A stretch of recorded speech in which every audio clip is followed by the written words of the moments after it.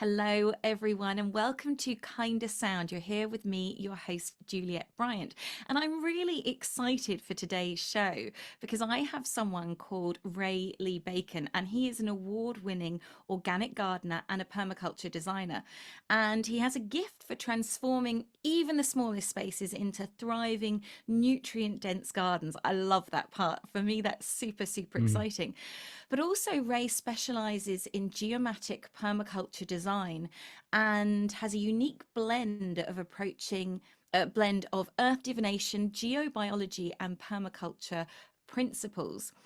Now, he is the co-founder of the largest electroculture community online with over 220,000 members. That's a lot of members. And in Mm. this community, he teaches how to harness the natural energy to boost plants' vitality, improve soil health, and increase yield. So I'm really excited to get chatting. Thank you for being on the show, Ray. Oh, well, I'm really happy you reached out. I am really excited, and I have been enjoying your podcast very much. And I share the background in nutrition as you do you, which will be extra interesting. And let's see what Amazing. we can share in this little limited Brilliant. time we have together. So I think let's jump straight in. What is electroculture? Because some people are probably going, I've never heard of that. Yeah, I think most people are probably going, no, I've never heard of that. Uh, and that's quite normal, and that's why it's buzzy and it's growing. And essentially, electroculture for me, and there are different definitions, but for me, electroculture fundamentally means utilizing electric and magnetic forces to stimulate life. Now, when it comes to the reality on the ground, when it comes to working with plants, that's typically how it's used. It's used in gardens, it's used in farms, and presently it's mainly used with tinkerers, experimenters. And what that means exactly is that electroculture is more about harmonizing. For me, it's more the distinction that needs to be made. It's more about harmonizing with existing electric and magnetic forces that are all around us, that are untapped and poorly understood, and opening up a whole world of possibility when it comes to stimulating life. Um, Now, there's a whole other realm of electroculture in the scientific community. It goes more into a distinction, which is more of an active, dynamic electroculture. This is artificial. Usually, it's DC currents. It's typically associated with um, electrical systems, and it's human engineered electroculture. My emphasis, my focus has been on passive electroculture, which is more utilizing existing passive forms of electromagnetism that So this is exist the in sticking in nature. of the kind of copper rods into the soil. Yeah. This is like the acupuncture copper rod phenomena, and there's a big rabbit hole down there, but that is the gateway to electroculture. And the thing that's really for me is really compelling and shocking is the fact that electroculture, as it's known presently, it's this limited view of spiral antennas, coils, and rods, collectors, these different aerial devices. But really, there are dozens of electroculture techniques that have been applied and demonstrated to work for different use cases. So it's not limited to what we're seeing within our community. So I don't know a huge amount about electroculture. I started getting into the use of copper a while ago. We use copper tools in our garden Oh, because wow. when you dig with copper tools, it doesn't disturb the earth's frequency so much. So we've been doing that for years. And then we have these copper spirals on the Oh, that inlet is amazing. Look at pipes of that. the house. Isn't that cool? There's a So company that's called water inlet? Exactly. So this has got Oh, water inside it and it brilliant. creates, you put it on the inlet pipe of your house, and it's by a company called the Implosion Center for Implosion Research Devices. So we've been using that, and I've got one that I wear as well. And we just started putting copper around things last year because we had a huge slug problem. There were Oh, thousands yeah. of mutant As slugs. you do in the UK. Yeah. Yeah. I mean, they were mutant last year. Oh, and dear. and so I started to look into this because I'm very interested in the energy of the earth and Mm. working with the energy of the earth to harmonize, like you were saying, that the electroculture you work with is about tapping into the earth's resources to bring in more of that harmony. Is that right?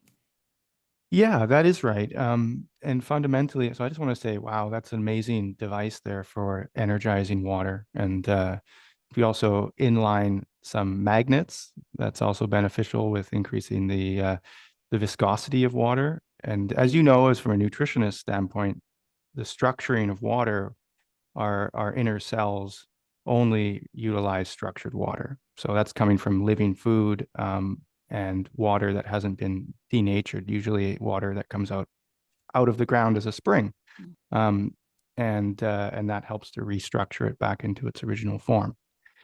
But when it comes to how to use electroculture, I mean, I said earlier there are so many different devices, and I personally I like working a lot.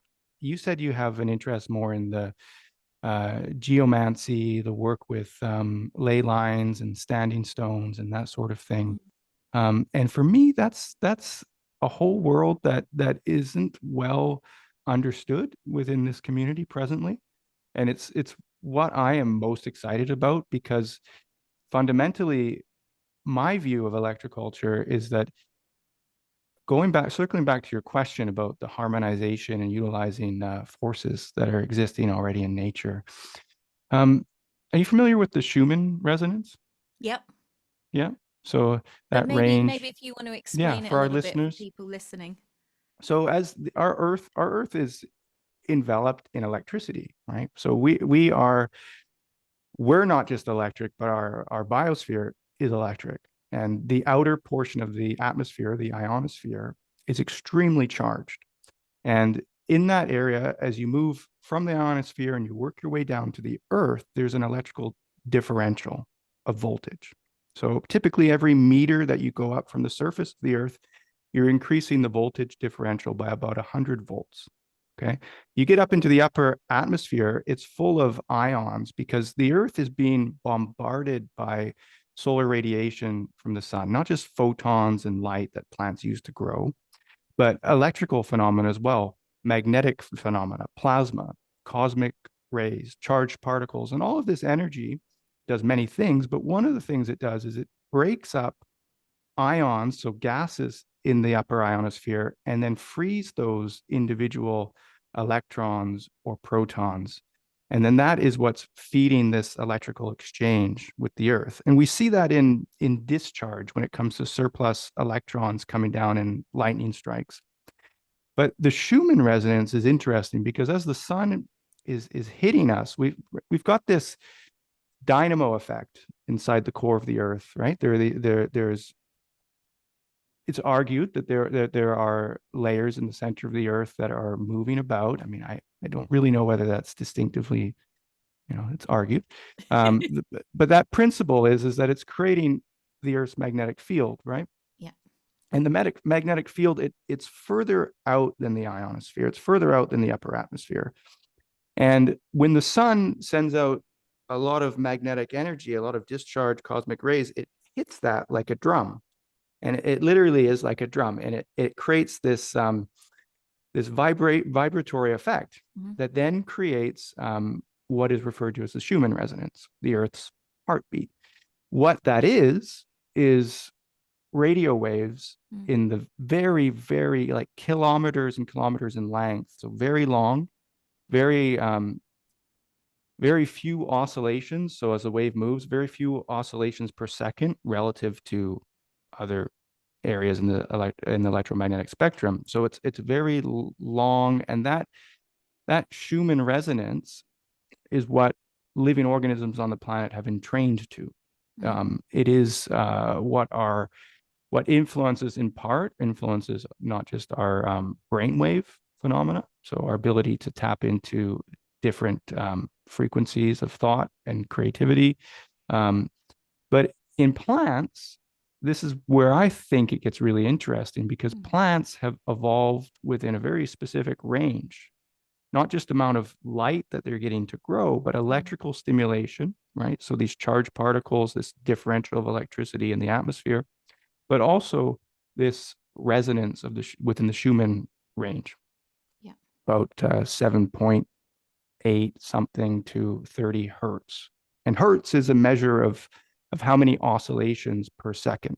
So when you think of our artificially induced EMF fields, such as 5G, Yeah. this is billions of times more oscillations per second than what is the natural range of the Earth's heartbeat, so to Mm. speak. So electroculture, as I said, passive electroculture, this is the distinction. Passive electroculture is working with these existing phenomena, among others, Mhm. and tapping into that in a way that can redirect these natural forces to either stimulate life or to mitigate imbalances that Yeah. unfortunately we've created on the planet. So, thinking about what you just said, the thing that pops into my mind is, do you think the electroculture has been used, first of all, with two parts to it for a long, long time? Because my thought is, what if we placed these kind of copper rods or pyramids or these electroculture things along the ley lines to Mm. work with harnessing that energy? It that reminds me, there's so in England we celebrate St George's Day, and my husband Giles has really got into like the myth of St George and actually what the Mm. real story of St George is. And when you think about it, St George is about taming a dragon originally, not killing, and the dragons are the earth energy lines, which April 23rd was, the original potential Beltane because the calendars have all moved. Mm. So the earth energy is really waking up. So it's like this earth acupuncture. So St. George supposedly tamed the dragon by putting his lance of light into the earth and singing.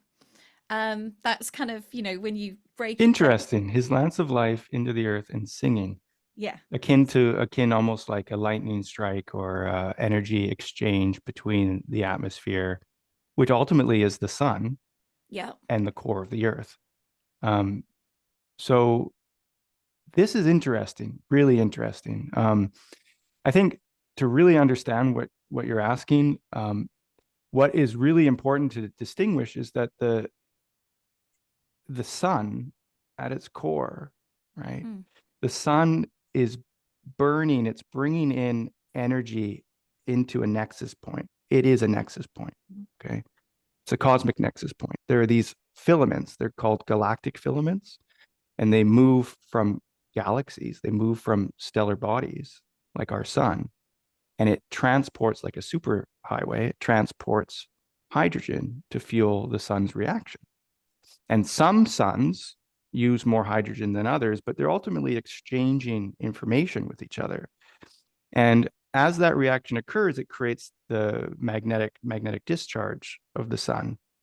And then that is exchanging information with planetary bodies that orbit around that star. And Mm. our Earth, my view is that there's a continuum here. It's like there's an image you can hold in your mind of how neurons in our brain work. That two Mm. neurons, when they connect together, they're exchanging through the dendrites, but it's more visually, it's literally like electric currents that are passing, it's cords between, right? And this polarity of opposites and the union that comes between them creates life. So at its Mhm. core. And as the sun is exchanging information with the center of the earth, information is coming out of the earth and being exchanged with the sun. It's not a one-way street. I mean, some would argue it is. I, however, don't. I feel fundamentally that Yeah. all phenomena in this universe is an exchange of polarity, an exchange of opposites. And Yeah. so circling back about the concept of the belting, you said the sword or the rod, right? Of Mm. of energy. Mhm. And you're saying that the ley lines are waking up in this particular moment. Well, and it's true because as we get past the equinox and we get closer, we start to circle back closer to the sun, the Mm. exchange of energy intensifies, you know, and it's cyclical. It's like two lovers coming back together to meet, and that charge is then waking things up. And plants are the intermediary. on the surface of the earth. That's why they're Mm-hmm. they're green. It's like in the color spectrum, green is splotch in the middle, right? It's the union. It's also the heart Mm-hmm. chakra color, and for us, and there's reason for that. That's an aside. So the ley lines, I lays, I typically think of lays as being more of a human interacted layer of energy on the earth. If we look at it from what is currently known from a scientific perspective, and it's limited, is the earth has existing electrical currents that can be measured with uh, magnetometers and other devices. These are referred to as telluric currents.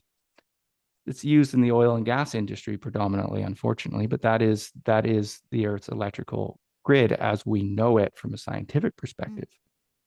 And what is ultimately happening is its geometry entrenched in the geology of the Earth that is allowing for very specific congruent points that transmit energy, and its electric and magnetic fields that it generates.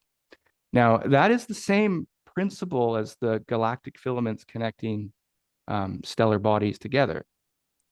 And it fits within geometry. And this is the important part, because when you hear about New Age concepts of the Earth's grid, and there's validity to it when you start to look at the Hermetic principle of the as above, so below Yeah. concept, right?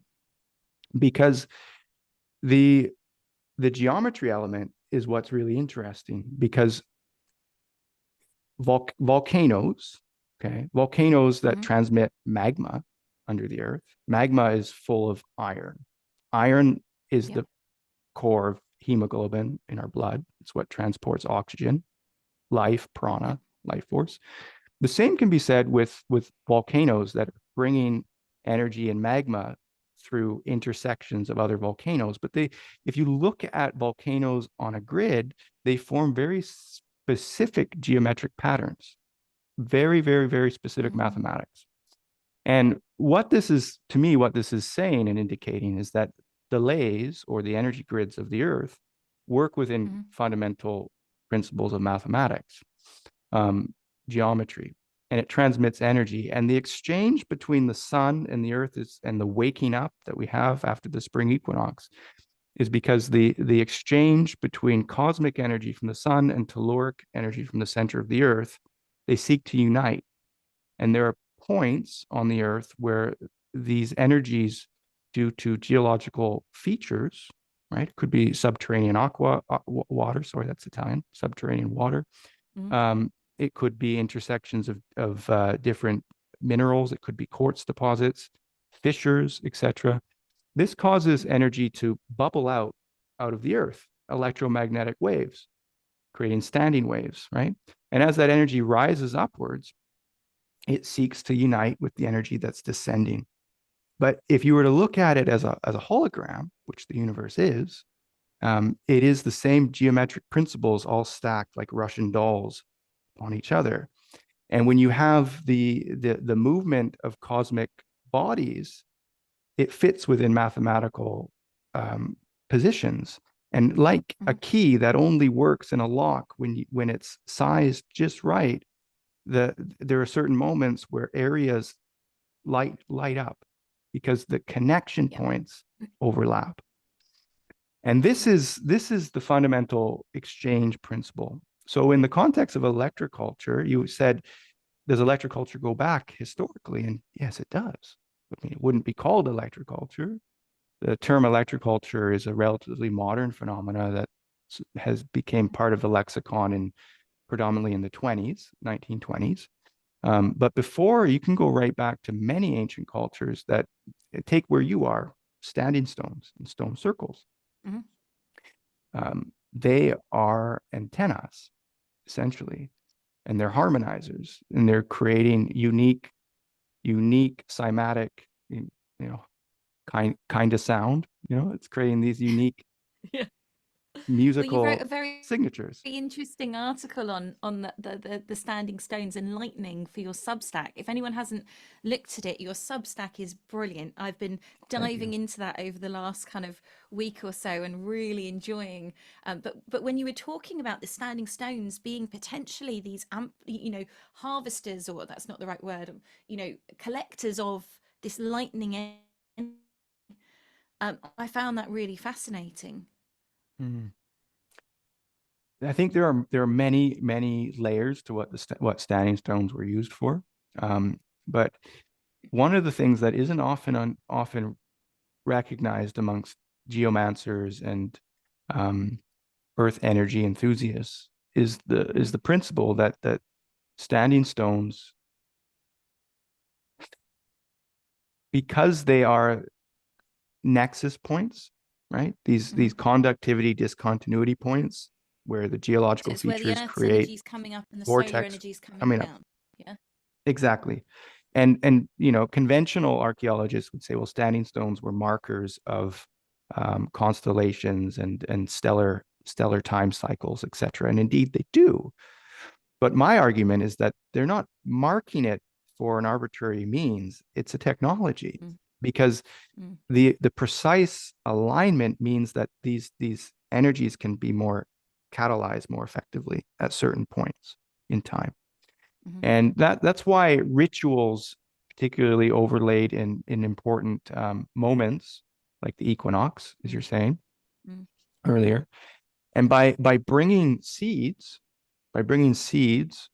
to the center of a standing stone, up until the Green Revolution, farmers, albeit fringe farmers, would bring seeds from all over the UK and celebrate infertility rituals and mm, practices that were deemed pagan or, you know, alternative. But fundamentally, because fertility rituals that ancient cultures have practiced have utility, yeah. they function because there's a science that hasn't we haven't yet understood and Mm. given respect and reverence to. But by bringing that in, so may I break down like what actually is happening with seeds when they're getting charged in these Yeah, I modes? mean, you've really got me excited thinking about that as you mentioned that, because I never made that connection of why they were bringing those seeds to those Hmm. sacred sites to charge them up. So yeah, please do. This is exciting. So the backbone of any civilization is food.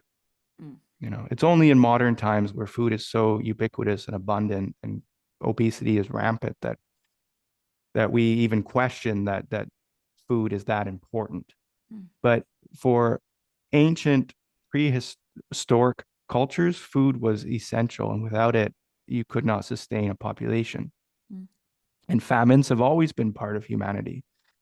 So it became essential to understand how to facilitate more food in a harmonic way. yeah. And if we circle a little bit back to these nexus points, before stone circles were built, many people say, well, how did the ancients know how to align specific points on the land to create these geometric patterns that overlay with other hotspots around the planet, Mm. right? It's very specific, very precise. You connect a line from here, and it goes to here, and then it goes to there. And it's like you pull over here and it pulls there. And we look at it within our own frame of reference, which is the idea that it's a rational, mathematical, analytical perspective, but it's not. It's earth divination, it's intuitive. Mm, It isn't mathematical. In fact, it's a geometry that is ever present in nature. And I've always pondered, how do ancient people entrain themselves in a way that creates these hotspots that then become sacred sites that then have standing stones or pyramids or monuments, et cetera, et cetera. And for me, going back to prehistory, where humans were predominantly hunter gatherers, and there are periods perhaps where we weren't. There's alternative histories, but let's look at it from a conventional perspective that indeed we were. We were nomadic. And in order to sustain a population, you don't just need food, you need a diversity of the genome. mm, You need more people.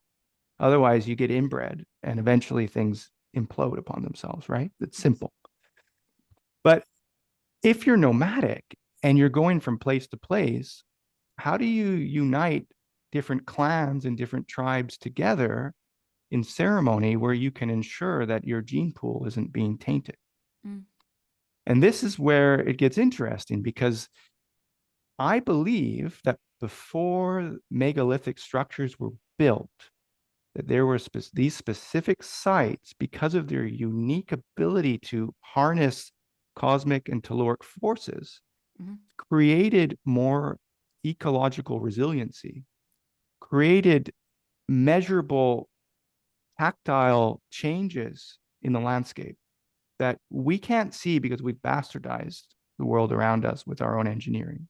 mm, But because nature does work in mathematics and works within harmonics and fractals and these patterns, at the center of any fractal, you have a node. And at these central points, it's my view that a tree, an apex species, such as a tree, would grow enormously mm, because it is that conduit, yeah, right? It is that torus field that is uniting the forces mm, together and then radiating that horizontally. Do you remember when I spoke about the cosmic, the galactic filaments, and then I yeah, mentioned these magma flows and telluric energy? Well, there's another layer to that fractaling geometry, and it's the intermediary of trees, mm, because they are the nodes.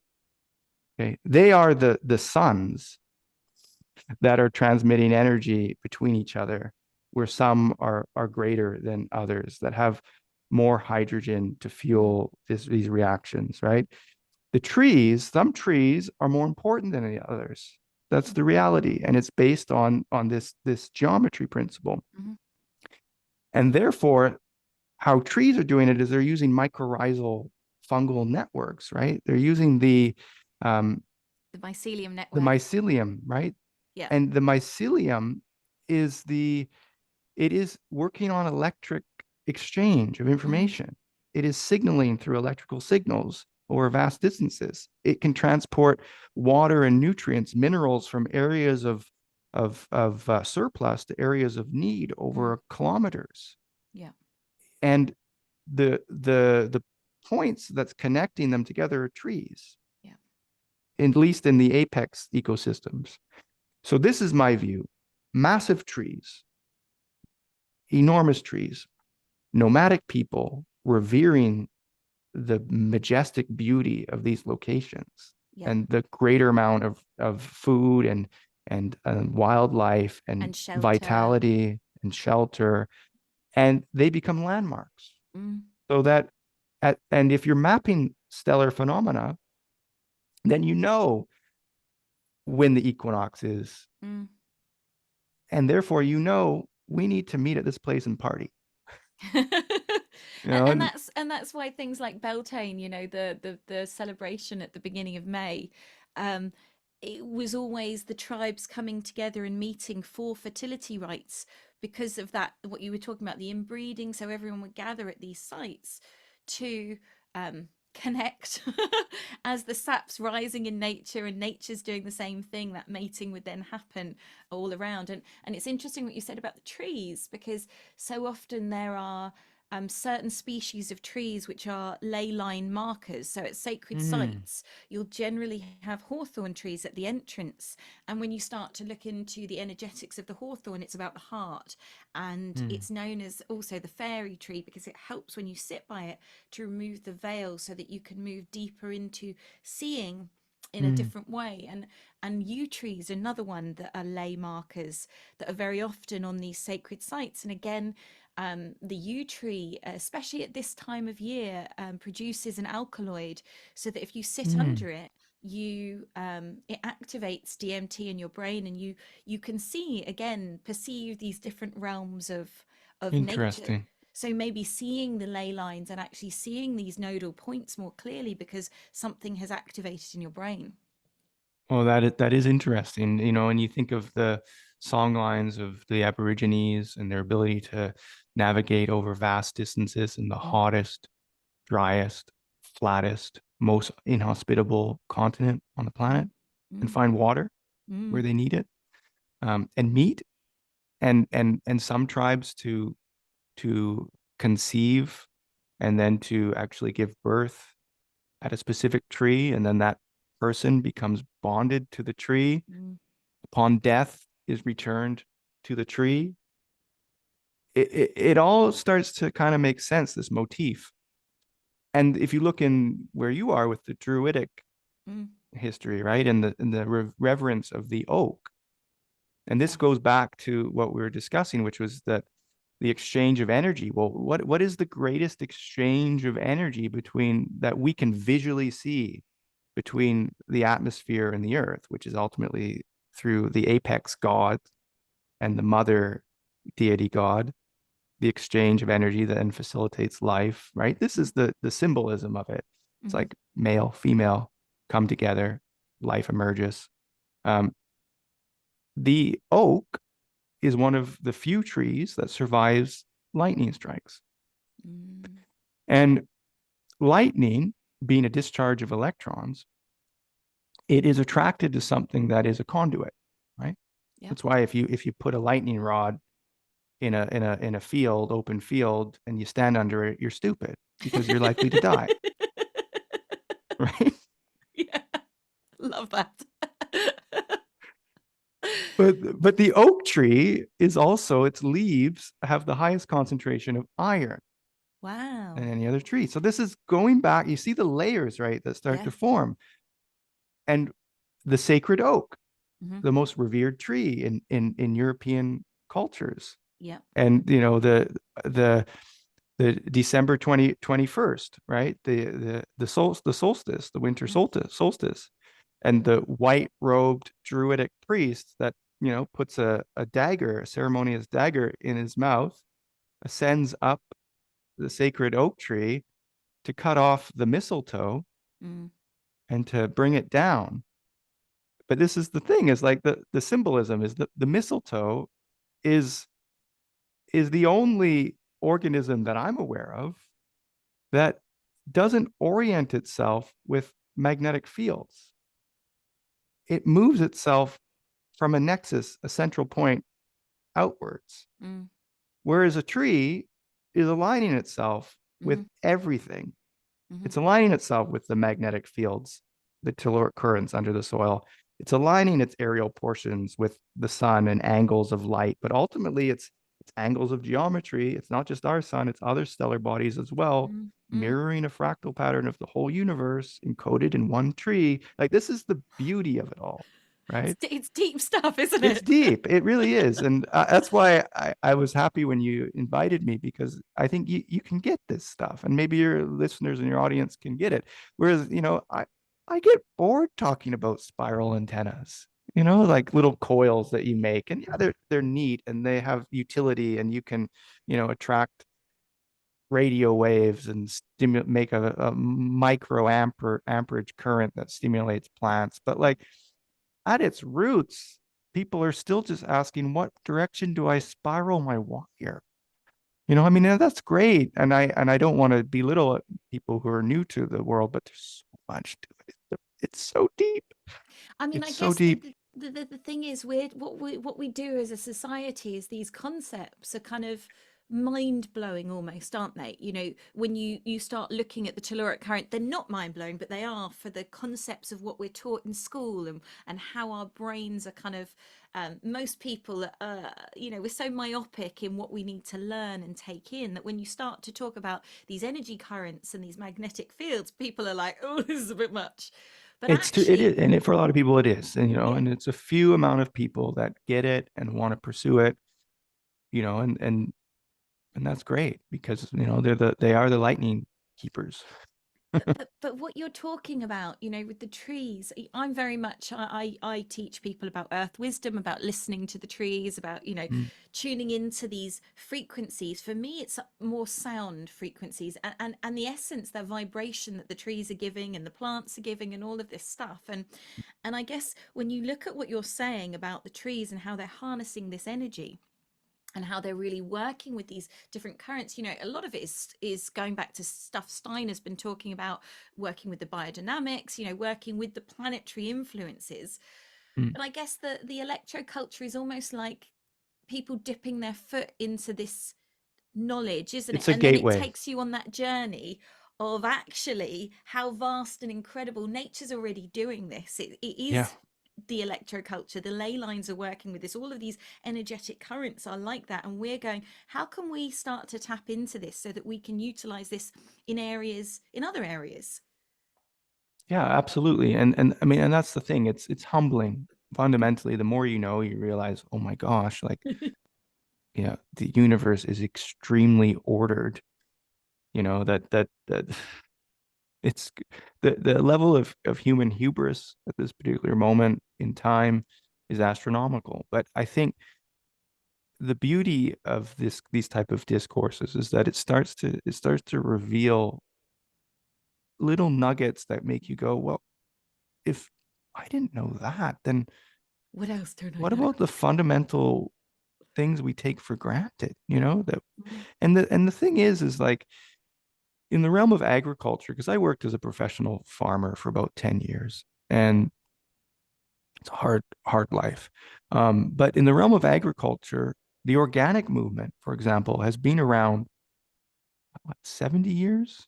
mm, A long time. And there are some champions, and the hippies in the 60s and 70s were like, it was millions of people were trying to create a movement, right? To mm, return back to organic, um, fallout of World War II and chemical agriculture and this myopic view of looking at things through chemistry alone. mm.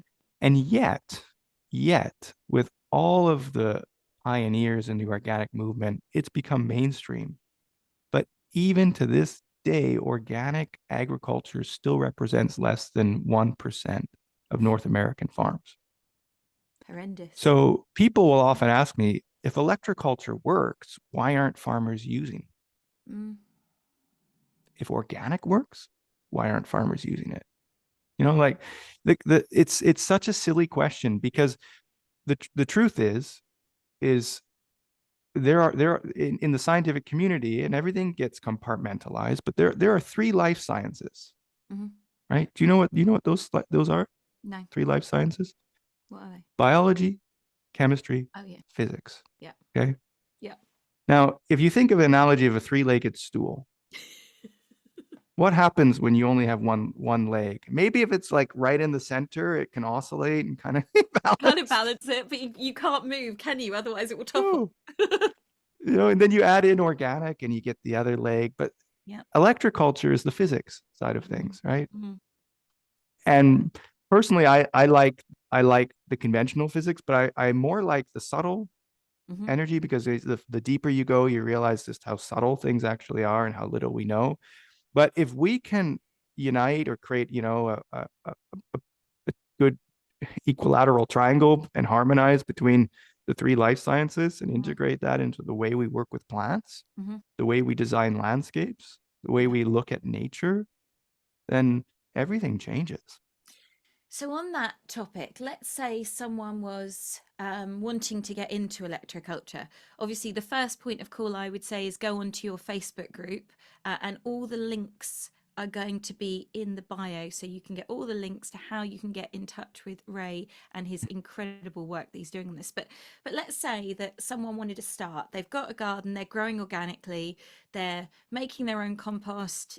What can they do electroculture wise to start vibing up and harmonizing the plants and the earth and the sun?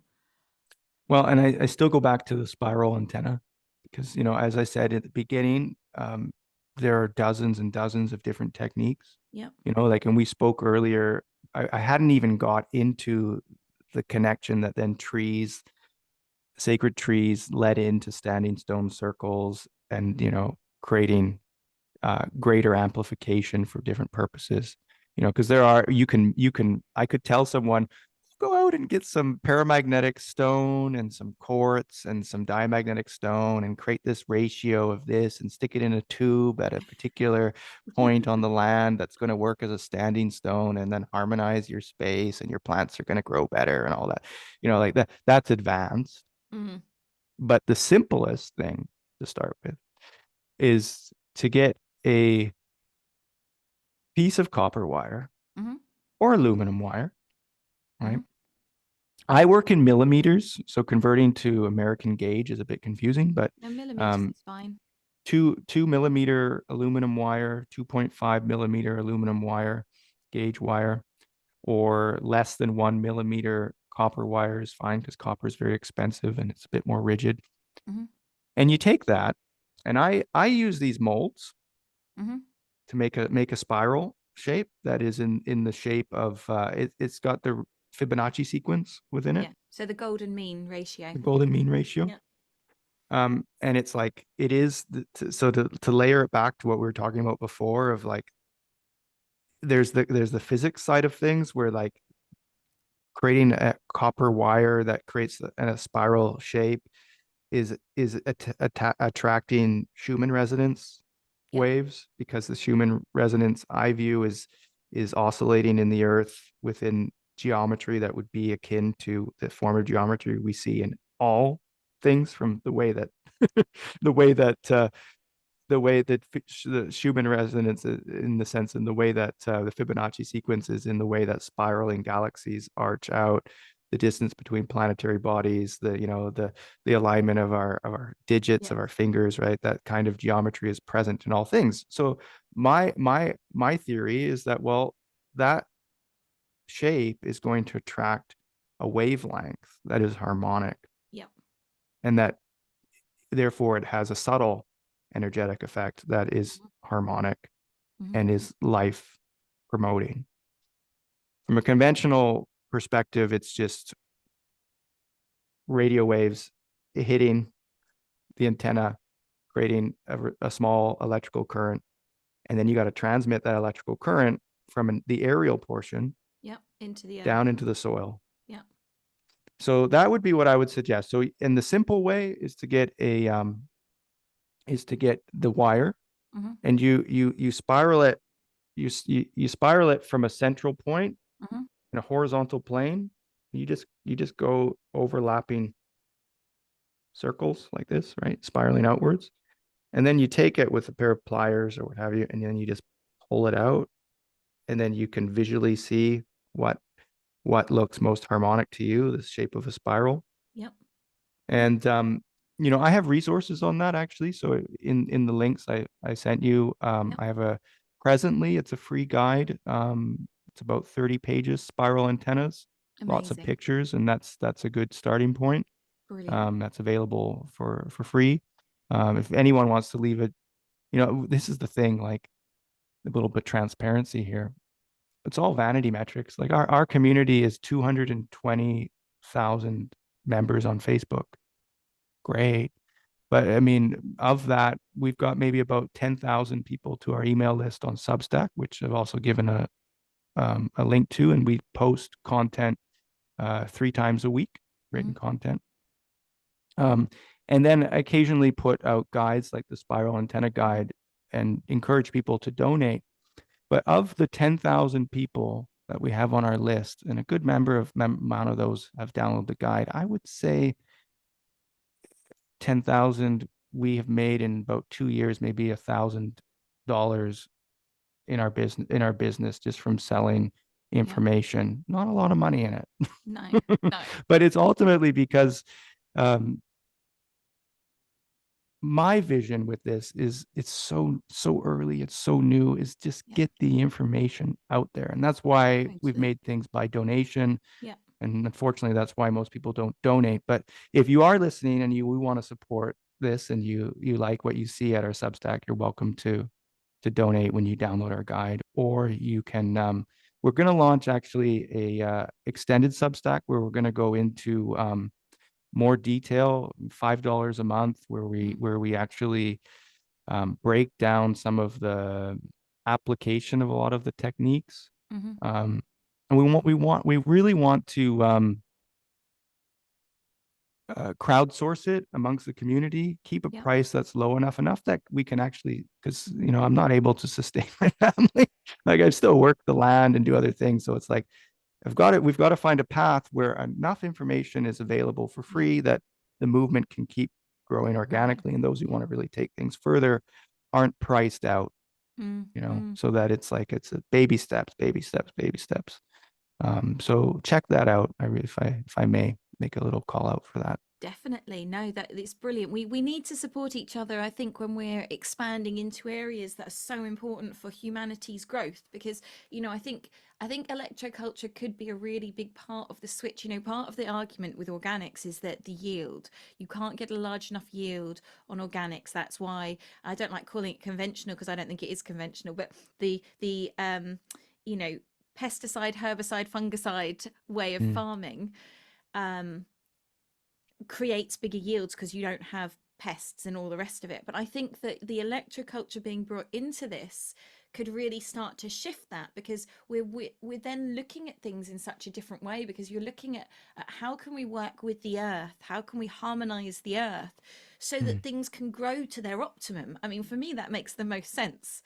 And Yeah, and it does make the most sense. and you've sent Um, pictures of the yields that you've got, the incredible cauliflowers and mm, things that you've grown, which look amazing. Your plot there looks absolutely incredible. Thank Uh, you. Yeah, that where was can that photo. That's a flagship site I worked with a client because I do work with people who want to apply these principles and design principles to their own homesteads or backyard gardens, etc. And that's a flagship project of someone who actually that he approached me and he says to me, um, I want you to make me a garden in the shape of a galaxy. wow. Like, I paused for a moment. I was like, so you're telling me you want like a spiral galaxy? He's like, no, I want it to have eight spurs that are all symmetrically going around. And that project was a diameter of I think it was about 20 meters. So it was quite big. And a total surface area of 100 square meters of planted area, 150 edible, medicinal, and therapeutic plant species, Wow. mixtures of annuals and perennials, polyculture, meaning that layered with different plants and different heights and different functions, permaculturally speaking, Yeah. together. And then that was my main experimentation when it came to electroculture was pre-charging seeds with pyramid technology, um, planting things with lunar cycles, Yeah. um, doing gridding work with the land with because that the interesting thing of that point was it happened this particular person's plot of land was located at a very special ancient Etruscan necropolis. So the Etruscans predated the Romans. They were matriarchal Hmm. society. They were very much earth diviners, and they would use lightning as one of their primary means of divination to determine what area they would build their Wow. necropolises. So this is Wow. bringing it back, means that this place is like a nodule point, a hotspot. In fact, migratory birds pass over this area because, and this goes into all the layers of, migratory birds following Following the the magnetic subterranean lines. magnetic lines under Yeah. the soil. But this particular galaxy was placed at a nodule point with an upward vortex, and then the arches spiraled out to amplify that Wow. outwards. So like it was like the creme de la creme of what's That must have been a joy possible. to work on that. Yeah, yeah, it was. It was definitely an honor, and I hope there are more people out there who want to do It, incredible projects because that was amazing, and uh, and is there, and the can results people spoke for find that? themselves. Can people find that on you? Do you have a website they can see that Um, on, or is that best on the Facebook? What's the best way for people to contact you? so the best way is to head over to our Substack. Yep. So to subscribe to which is our email list, you'll get those 3 pieces of content every week. Yep. Um, get the guide. That's another way. And then at that point, you can just email me directly. Any emails that are given in our Substack will have redirect links. We have a website as well, but presently I don't have a website focused on geomantic permaculture design yet. I mean, that would be epic to see, some of those projects, because that I think is where we're moving to. You know, I think you're probably a forerunner for that, because it's going to be, I think a little bit in the future for a lot of people to get that. But I think the electroculture is a stepping stone into that. So it's beautiful that you're able to do these projects for people.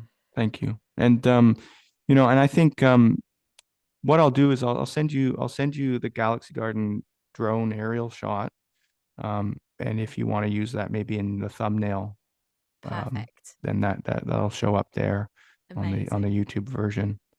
It's Um, I think I could talk to you for hours and hours and hours. There's it'd so be a many lot of fun. questions. So many questions. Maybe you can come back on to the Kind of Sound radio show and I we can would have I would love that. I would love another that. chat Absolutely. Yeah. and go down a few more rabbit holes, because I wrote a list of questions and I think I've asked one.